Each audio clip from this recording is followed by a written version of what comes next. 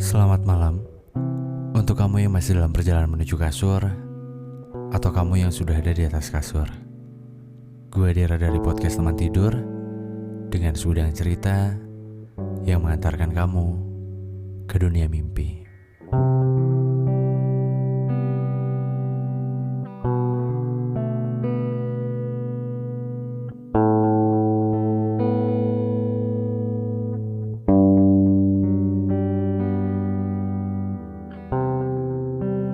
Kadang apa yang terlihat itu tidak seperti kenyataannya. Satu kalimat tapi dalam sih kalau menurut gue ya. Dan malam hari ini cerita yang akan gue bawakan berkaitan dengan apa yang tadi udah gue sampaikan. Anyway, selamat hari Sabtu. Yang gue juga masih gak tahu ini masih patut untuk diselamatkan atau tidak gitu. Maksudnya diberikan ucapan selamat hari Sabtu atau selamat bermalam minggu.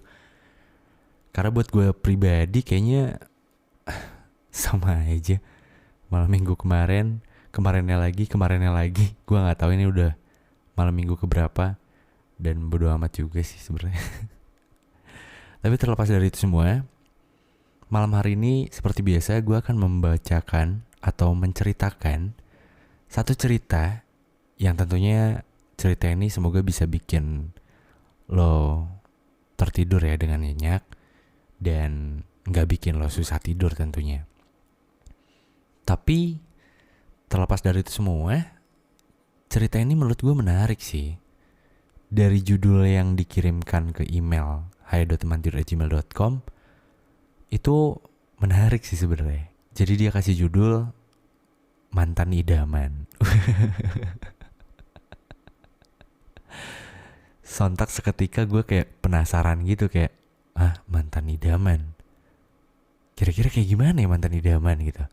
Maksudnya akankah semua orang setuju gitu dengan judul yang akan gue ceritakan mungkin nantinya mantan idaman. Tapi kayaknya gue gak akan ngasih judul mantan idaman sih, karena apa ya, ya balik lagi tiap orang beda-beda kan. Meskipun di ceritanya sih ya hampir semua orang yang kenal sama mantannya ini ya mikirnya kayak dia adalah sosok seseorang yang sempurna dan jauh dari kata kekurangan ya. Kekurangan dalam artian banyak ya, maksudnya bukan kekurangan materi atau kekurangan fisik atau kekurangan apapun itu, tapi ya terlihat sempurna gitu.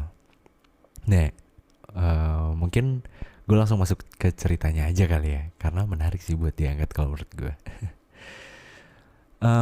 Jadi cerita ini datangnya dari Bella, yang dimana namanya sudah gue samarkan, yang menceritakan tentang pengalamannya yang pernah berhubungan dengan mantannya tentunya. Tapi sayangnya Bella di ceritanya gak nyebutin juga dia dari kota mana atau kampus mana. Mungkin takutnya ini kali ya, terlalu spesifik mungkin. Gue gak paham sih. Tapi baiknya sih minimalnya kota sih, kotanya dari mana gitu, setidaknya gitu. Siapa tahu gue ada kesempatan, ada kerjaan di kota mana, kita kan bisa ketemu buat ngobrol-ngobrol bareng gitu. Jadi mungkin ketika ada waktu buat ketemu bareng, ya kita bisa sharing-sharing. Ya nggak cuma berdua, maksudnya sama yang lain juga gitu di kota itu. Oke, mungkin langsung masuk ke ceritanya. Jadi ceritanya dari Bella, yang namanya sudah gue samarkan. Nah, jadi Bella ini bercerita kalau mantan idamannya ini dia deskripsikan ya, adalah sosok yang ganteng katanya. Ya balik lagi, ganteng relatif, tapi kata Bella hampir semua orang yang ada di kampusnya, ya khususnya di fakultasnya itu, bilang kalau ya dia ganteng gitu ya. Maksudnya cewek-cewek ya, karena Bella ini cewek gitu. Jadi dia itu ganteng, terus pintar, katanya berwibawa juga. Ya intinya inilah idaman di kampusnya katanya. Nah, dan dia juga adalah salah satu calon ketua BEM fakultasnya katanya, di kampusnya pastinya. Dan Bella ini adalah salah satu anggota muda di situ, yang dimana dia itu adalah adik tingkatnya. Karena dia dalam satu organisasi yang sama di BEM, Badan Eksekutif Mahasiswa. Iya bener gak sih? Bener kan? Karena gue agak ini sih, maksudnya tapi bener sih Badan Eksekutif Mahasiswa BEM. Masa sih mahasiswa gak tahu ya gak sih? Gak, maksudnya cerita sedikit, gue tuh bukan tipe kalau orang yang aktif di kampus. Gue ikut organisasi sempat, itu masuknya organisasi atau himpunan ya? Organisasi kalau gak salah. Tapi nggak terlalu aktif gitu kalau di kampus kalau gue. Nah jadi si Bella ini adalah salah satu mahasiswi yang cukup aktif mungkin ya, karena dia ikutan BEM dan mantannya ini juga sama, dia bahkan mencalonkan sebagai ketua BEM di fakultasnya. Karena dia dalam satu circle yang sama di organisasi itu, secara nggak langsung mereka berdua jadi sering ngobrol. Nah, jadi Bella ini jadi sering ngobrol sama cowok yang dimaksud ini, si AA ini ya, atau si masnya ini. Jadi sering ngobrol di kampus karena dalam satu organisasi. Terus dari obrolan itu berlanjut ke chatting. Ya biasa lah ya, layaknya PDKT sebelum jadian kan kayak gini ya.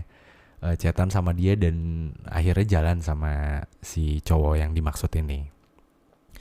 Terus singkat cerita, tiba waktunya kunjungan industri katanya. Terus ada momen di mana candlelight dinner, dan ketika ice breaking,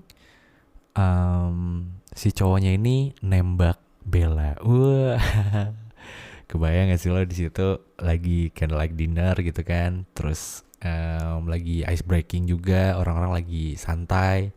Terus tiba-tiba keadaan menjadi agak-agak serius mungkin ya. Wah, terus ada sorak-sorak diterima. Masih musim gak sih yang kayak gitu-gitu? Gue lupa deh, maksudnya zaman-zaman nembak-nembak tuh gimana sih? Ya intinya waktu candlelight dinner kata Bella, si cowok ini nembak, dan di depan, tentunya di depan teman-teman BEM ya, di fakultasnya itu. Terus ya orang-orang di situ Bella nyeritain, nganggapnya tuh ya, wah Bella beruntung banget ya gitu, bisa ditembak sama si masnya ini gitu. Jadi intinya semua orang terpukau sama momen tersebut dan menganggap Bella ini adalah salah satu orang yang beruntung yang mungkin bisa dapetin si masnya ini katanya. Tapi di situ karena Bellanya juga suka ya, demen juga gitu. Ya ketika chatting mungkin nyambung, terus jalan juga nyaman kali ya. Akhirnya ya Bella nerima masnya ini.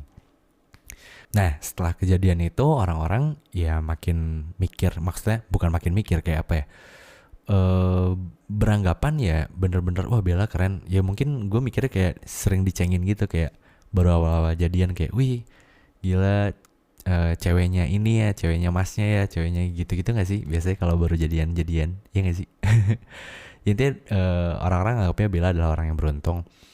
1-2 bulan jadian, Bella bilang masih aman-aman aja. Tapi ketika lewat dari 1-2 bulan itu mulai ada cekcok tuh. Kata Bella ketika Bella ini baru tahu kalau habitnya si masnya ini suka jalan sama teman ceweknya katanya.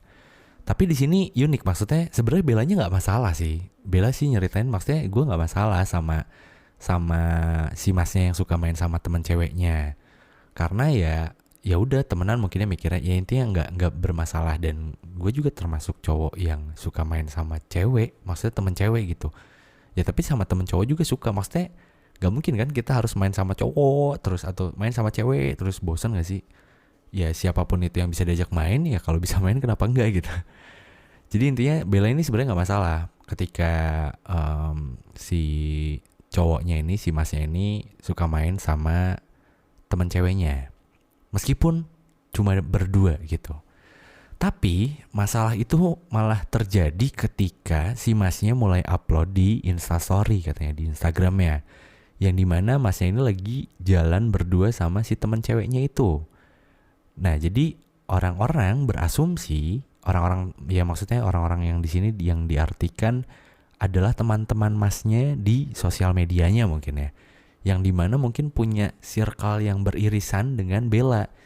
Jadi orang-orang tuh nanya ke Bella, pertanyaan yang mungkin sering dilontarkan ketika ketika lo punya suatu hubungan yang biasanya lo update gitu, tiba-tiba cowok lo atau lo posting sama orang lain, dan kalimat yang akan terlontar dari teman-teman sejawat lo itu adalah, lo putus. Bel, lo putus? Serius? Lo putus? Lo putus? Intonasinya beda-beda ya. Ya intinya pasti nanyain lah tentang hubungannya itu. Nah di sini mulai nih kayaknya gue lihat dari ceritanya sih, bukan lihat ya, gue dengar dari ceritanya sih mungkin Bella mulai agak risih ya menanggapi pertanyaan-pertanyaan yang diajukan oleh teman-teman sejawatnya. Simpel sih tapi kayak bikin ganggu aja. Yang tadinya mungkin Bella nggak masalah ketika masnya ini main sama teman ceweknya, tapi pas ada kejadian kayak gini jadi agak risih mungkin ya. Akhirnya Bella pun ngejelasin sama masnya. Maksudnya kayak ya gue nggak masalah misalkan lo main sama teman cewek lo, tapi ya lo pernah mikir nggak sih ketika lo update di Instastory orang mikirnya kan lo jadian sama gue. Ya kalau sama teman-teman ramean mungkin ya nggak masalah kali ya karena ramean gitu. Tapi kalau cuma berdua mungkin orang-orang yang lain mikirnya ya gue sama lo lagi ada masalah atau bahkan putus gitu. Intinya si Bella di situ ngejelasin kenapa ya dia ngomong kayak gitu karena ya mulai risih aja kali ya karena orang-orang nanya. Dan mereka berdua menyepakati pada saat itu kayak oh ya udah berarti nanti nggak usah diupdate tuh kalau main sama temen ceweknya.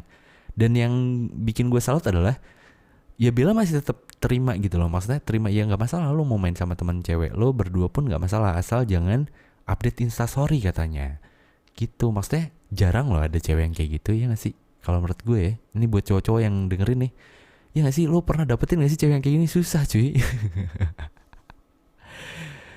Ya maksudnya apa ya, kayak biasanya cewek yang ketika ada masalah kayak gini misalkan sebenarnya si cewek nggak masalah nih, tapi karena teman-teman yang ngompor-ngomporin nih kayak lo putus, lo ada masalah apa kok dia lagi jalan sama si ini misalkan, itu biasanya jadi kebawa moodnya jadi kebawa ancur gitu. Dan biasanya itu malah jadi ngerubah gitu kayak yaudah lo nggak usah main lagi sama teman-teman cewek gitu. Kebayang gak sih lo? Jadi kayak yang kalau Bella nih lebih ke ya udah lo nggak apa-apa kalau misalkan mau main sama temen cewek tapi jangan diupdate. Jadi ini adalah solusi kalau menurut gue. Iya gak sih? Ini baru namanya solusi, bukan yang kayak lo nggak usah jalan sama temen cewek itu. Nah itu kan kayak anjir sepihak doang gitu. Paham gak sih lo maksud gue? Jadi kayak yang ya keren sih kalau menurut gue. Tapi ya mungkin gue lanjutin dulu ceritanya biar lebih enak gitu. Jadi lo tahu cerita secara keseluruhannya. Terus akhirnya mereka berdua ya menyepakati hal tersebut dan masalahnya selesai. Tapi setelah kejadian itu Bella ngerasa kalau cowoknya ini agak jadi apa ya, kurang ada waktu buat Bella. Gue nggak paham, mungkin karena lagi sibuk juga atau mungkin karena ada masalah itu jadi apa ya, terkontaminasi mungkin hubungannya jadi kayak yang cowoknya mikirnya kemana-mana mungkin ya. Tapi Bella ngejelasin setelah itu hubungan mereka jadi agak sedikit renggang gitu. Renggangnya dalam artian kayak jarang buat berkomunikasi dan bahkan untuk quality time berdua gitu. Dan ada yang unik juga yang Bella ceritain katanya. Ini masnya nih jago banget ketika nge-treatment si Bella ini di depan umum. Jadi kayak yang apa ya, kayak yang nge-treat gitu loh, kayak like a princess mungkin. Jadi kayak kemana-mana kayak sayang hati-hati ya, atau misalkan ini jangan berat-berat bawanya mungkin capek, atau makan ada yang belepotan di bibir terus itu ada nasi di bibir kamu diambilin, yang kayak gitu-gitu mungkin, atau gimana gue nggak paham. Tapi intinya kata Bella sih ngejelasin ya dia tuh nunjukin banget kalau si masnya ini sayang sama Bella ketika di depan umum, dan itu beda banget ketika mereka lagi berdua katanya. Bahkan menurut Bella ini adalah kebalikan dari diri Bella. Kalau Bella itu malah di depan umum tuh nggak bisa yang harus manja-manja atau kayak yang apa ya, tebar-tebar kemesraan di sana sini. Dan anyway kata Bella juga nggak selama 1 tahun jadian itu dia cuma upload tentang si cowoknya atau kemesraan cowoknya ya. Gue nggak tahu uploadnya yang kayak gimana, foto berdua kah atau instastory cowoknya doang kah atau gimana. Tapi dia bilang cuma 2 kali dalam 1 tahun. Karena Bella adalah tipikal orang yang lebih menjaga privasinya untuk hal-hal sosial media. Nah, kalau cowoknya ini malah kebalikannya. Jadi suka nge-share juga si Bellanya di sosial media, bahkan di feed Instagramnya ada foto Bella gitu. Terus dari situ Bella ngerasa mulai agak ada komunikasi nih. Ya mungkin karena sibuk juga mungkin ya, karena dia adalah calon ketua BEM fakultas atau di organisasinya juga lagi sibuk atau gimana ya nggak paham. Yang intinya waktu quality time-nya agak kurang. Nah dari situ Bella itu mulai ngerasa jadi kayak apa ya, nggak dicintain banget katanya. Karena salah satu alasan kenapa Bella ngomong kayak gitu, Bella bercerita ada momen dimana ketika Bella itu ingin cerita gitu, ya sharing mungkin ya, lagi ada masalah atau apa, tapi si cowoknya nggak bisa dengerin. Bahkan ada satu momen ketika Bella ngajakin makan bareng kalau nggak salah, terus cowoknya bilang, masnya ini bilang nggak mood buat makan. Terus Bellanya lagi mancing kan, lu nggak mood buat makan atau lu nggak mood ketemu sama gua? Ya di situ mulai si cowoknya bilang gini kayak, ya lu maunya gua nggak mood ketemu sama lo, jadi ngancem balik gitulah. Terus ya kesananya jadi kayak yang mikirnya Bella kayak udah ada yang aneh nih, terus kayak ngerasa ya nggak dicintain gitu, beda mungkin ya perasaannya. Dan mungkin ya gue mikirnya itu adalah aslinya dia. Ya dia emang orangnya kayak gitu, mungkin ketika di depan umum dia bisa nge-treatment seperti layaknya orang yang spesial, tapi ketika berdua ya udahlah belak-belakan aja gitu. Mungkin karena gue juga baru tahu sih.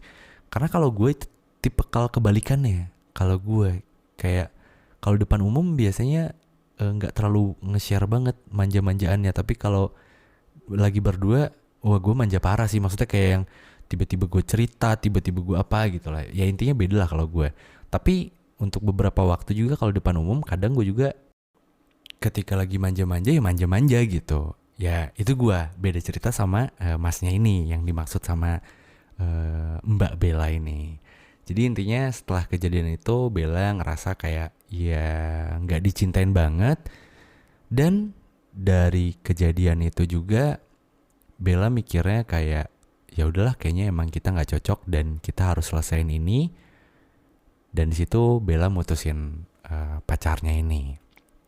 Nah setelah Bella mutusin pacarnya ini, ya masnya ini juga memberikan alasan, maksudnya ya bukan alasan sih, kayak beberapa statement, closing statement kali ya. Intinya sih masnya bilang ya masnya sayang sama Bella, cuma masnya bingung harus nunjukinnya kayak gimana katanya gitu. Nah di situ ya udah akhirnya mereka berdua tetap putus gitu. Tapi malah setelah kejadian putus itu malah jadi kayak ada masalah lagi gitu menurut Bella. Maksudnya masalah yang dalam artian kayak setelah putus Bella langsung hapusin tuh foto-foto yang ada di Instagramnya Bella katanya. Tapi masnya enggak. Jadi si masnya ini enggak ngehapus foto-foto Bella dari Instagramnya gitu.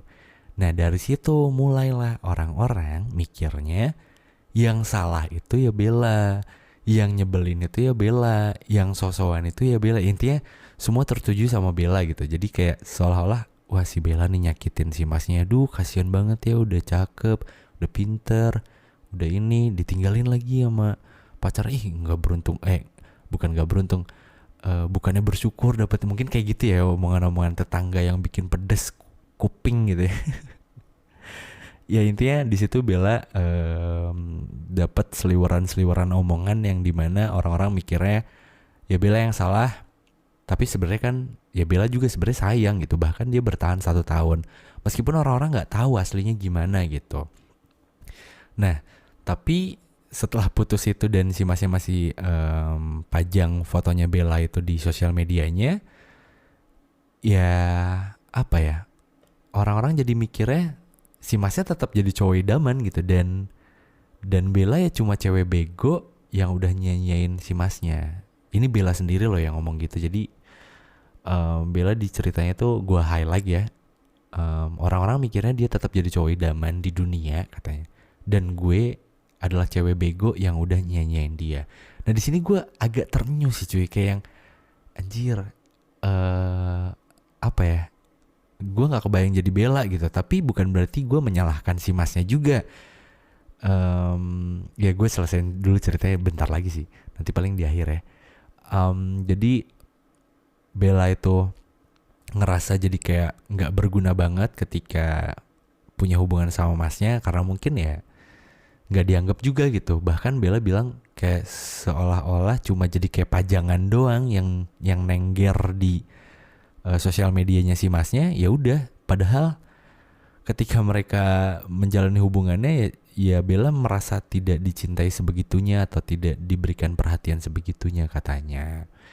Padahal ya Bella kalau dibilang sayang ya sayang sama dia, cuma pas ketika tahu habit aslinya mungkin ya ketika ya mereka sedang berdua ternyata tidak bisa seperhatian itu atau ya tidak sesuai dengan apa yang diharapkan oleh Bella lah.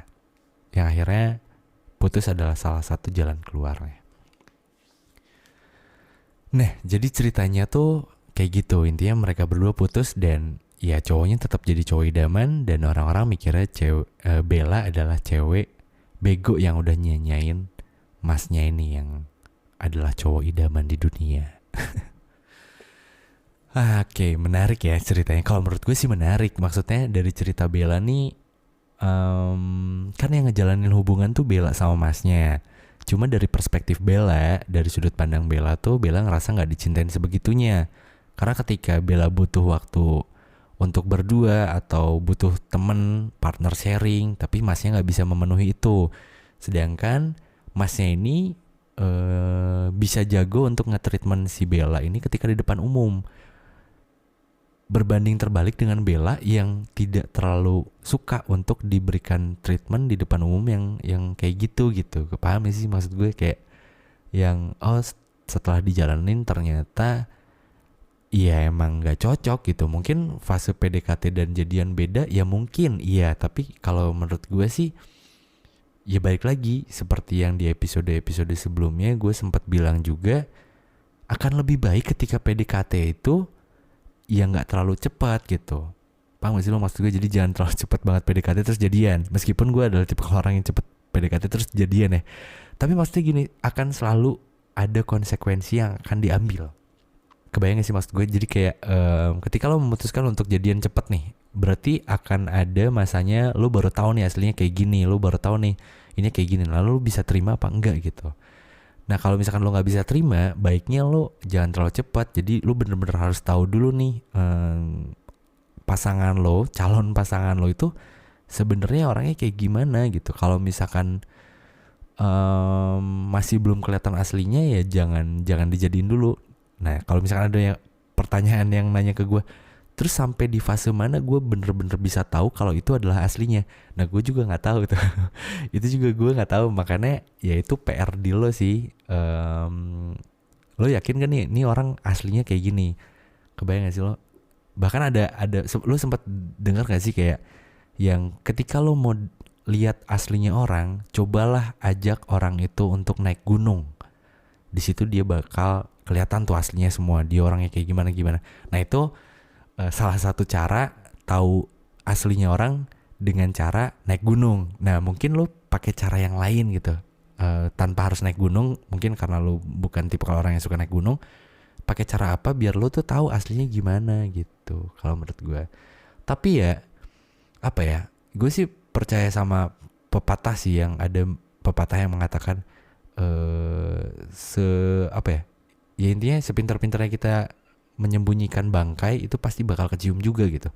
Makanya cepat atau lambat hal yang ditutupin itu bakal ketahuan juga gitu maksud gue. Jadi kayak ya lu sabar aja ketika PDKT sampai akhirnya lu tahu nih semuanya, oh ternyata aslinya kayak gini. Nah ketika aslinya udah ketahuan, ya itu tinggal pilihan lo. Maksudnya lo masih nyaman gak sama dia? Kalau misalkan masih nyaman-nyaman aja, ya udah jalanin gitu. Dan gue perlu tekankan sekali lagi ya, di sini gue tidak menyalahkan cowoknya karena ya basicnya dari podcast teman tidur tuh gue bukan buka praktek yang menyalah-nyalahkan orang, yang membaik-baikan sebuah hubungan atau gimana-gimana. Gue lebih apa ya, menyajikan berbagai perspektif aja sembari mengantarkan lo tertidur tentunya. Jadi kayak menurut gue kayak gini, menurut teman-teman gue kayak gini. Jadi biar lo tuh ada oh ternyata apa ya, ketika kejadiannya seperti ini ada pikiran yang lain selain pikiran gua gitu. Jadi ya mungkin lu bisa bikin beberapa apa ya, aduh apa ya bahasanya, jadi kayak lu bisa bikin beberapa, bukan list, apa sih namanya, kayak oh ternyata menurut sini kayak gini, oh ternyata menurut gua kayak gini, oh ternyata menurut sini kayak gini, oh berarti gua harus kayak gimana ya. Nah maksud gua gitu sih intinya, kenapa gua ngangkat tema relationship. Ya selain karena ya topiknya ringan dan mungkin itu bisa menjadi sebuah cara relaksasi lo ketika mau tidur mungkin, dengan tidak menyudutkan tentunya, karena gue bukan tipe kalau orang yang pengen nyalain orang. Ya karena gue juga bukan manusia yang sempurna, bahkan tidak ada manusia yang sempurna menurut gue. Oke, mungkin untuk cerita kali ini cukup ya, cukup menarik kan. Iya gak sih, kayak yang jadi ya semoga dengan cerita ini ketika lo melihat sebuah hubungan tuh jangan langsung ngambil kesimpulan sendiri gitu loh. Siapa tahu orang yang menurut lo kayak kasiannya ini cowoknya ditinggal sama si ceweknya nih, ceweknya nggak bersyukur banget sih dapat cowok yang kayak gini gitu. Semoga sih jangan, karena ketika gue dengerin cerita dari Bella tuh kayak nadanya tuh kayak aduh, gue tuh kalau deket sih gue pengen puk-puk gitu loh, kayak puk-puk di pundak gitu. Sabar ya, maksudnya ya gue tahu mungkin perasaannya nggak enak karena yang orang pikirkan itu tidak sesuai dengan realita yang lo hadapi gitu.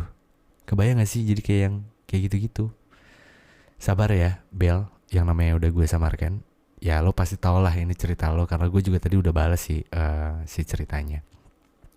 Oke, mungkin sekian untuk cerita malam hari ini. Dan gue juga mau ngingetin lagi, mungkin lo masih belum tidur ketika dengerin ceritanya. Ini adalah hari Sabtu, dan Sabtu kita masih sama seperti ini aja gitu. Yaudah ya, sabar ya. Thank you banget buat lo yang udah ngirimin rekaman cerita singkatnya melalui email ke teman tidur di hai.temantidur@gmail.com.